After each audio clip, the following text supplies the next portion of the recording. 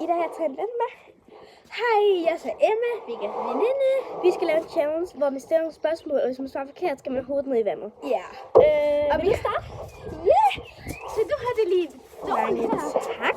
Okay.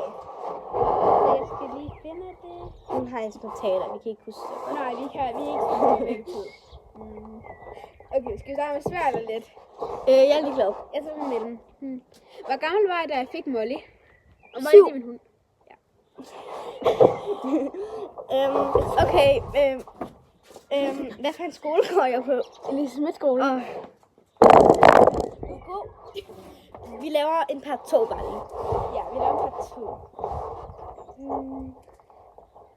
Den er meget svær. Hvad klokken var jeg, da jeg blev født? Klokken 12. Klokken 8 om aftenen. Ja, det havde jeg lige